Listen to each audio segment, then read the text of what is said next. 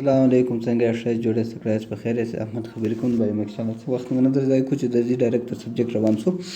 نو سبجیکټ چې دی هغه بایو کیمستري سره تعلق لري بایو کیمستري لغت باندې په دې پلس سره خلاص کوم به زه مختم بایو کیمستري و ژوند ته وایي او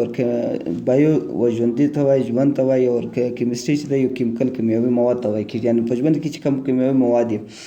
نو ټیسټ مرخص هغه ار اف ټي د ار اف ټي فل فارم ټیسټ دی او دې ته په بل نامه څه شوی ار اف ټي چې دا هغه رینل فنکشن ټیسټ یعنې د پښتورګو سره تعلق ساتل او دې ته په بل نامه هم وایي کې اف ټي یعنې کډني فنکشن ټیسټ دا چې کې دا ستا پښتورګي معلومات درکوي یعنې چې پښتورګي څونه فعالیت کوي سم کار کوي نه کوي ناجوړي پکښې کې ده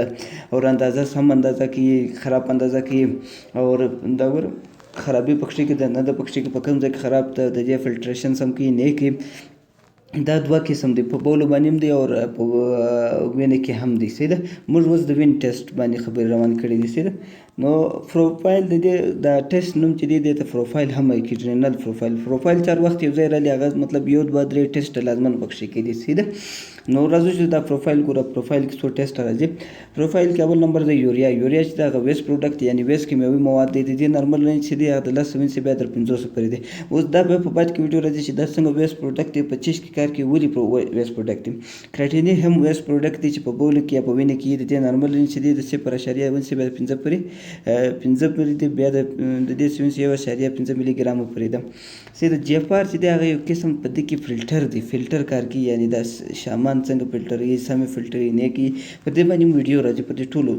الکترولایټ یو داسې منرل دی چې هغه یعنې داسې کیمیاوي مواد یا یو داسې مواد دي زموږ په جسم کې داسې غذا دی چې هغه پازیټیو چارج یا نیګیټیو چارج یا مثبت چارج منفي چارج او پازیټیو چارج ولري په جسم کې لکه کرنټ چې نو هغه کې سوډیم کلورایډ پوټاشیم دی سي دا به په دا نارمل رینج دی سي دا د دې مطلب ملي ایکویلنټ پر لیټر په حساب باندې راځي سي دا راځو اوس یو بل داسې دی چې کوم ما چې دا ټیسټ کتلی یعنې د دوی سره تعلق ساتي د پښتورګو سره یو پروفایل دا دی په دا درې ملکو کې دا چلیږي هغه لکه افغانستان پاکستان او داسې نور ملکونه چې په هغو کې دا پروفایل چلیږي سوډیم پوټاشیم کلورایډ چې د هر وخت د تویل کې رینل پروفایل دا راځي پکښې اوس کوم انټرنیشنل لیول باندې یعنې د ده سره تعلق ساتي د پښتورګو سره تعلق ساتي هغه به هم در وښیم سیرم کرټیني چې دا هغه ویسټ پروډکټ دی د پښتورګو سره تعلق لري یوریک اسید چې دی هغه ویسټ پروډکټ دی د کډني سره لږ تعلق لري دا خو جی اف آر دی بالکل فل فارم دی د هغه فلټریشن دی فلټر نوم دی ګرځم ګلومرل فلټریشن ریټ دی ته وایي کېږي نو پر دې باندې ویډیو راځي سي او بي یو ان چې دا هغه بلډ یوریا نایټروجن دی ویسټ پروډکټ دی الکترولایټ منرل دی یعنې د جسم غذا د یو کیمیاوي مواد دی د جسم اور سوډیم مالګه ده پوتاشیم ده کلورایډ دی اور کیلشیم دی اور آیونایزایډ دی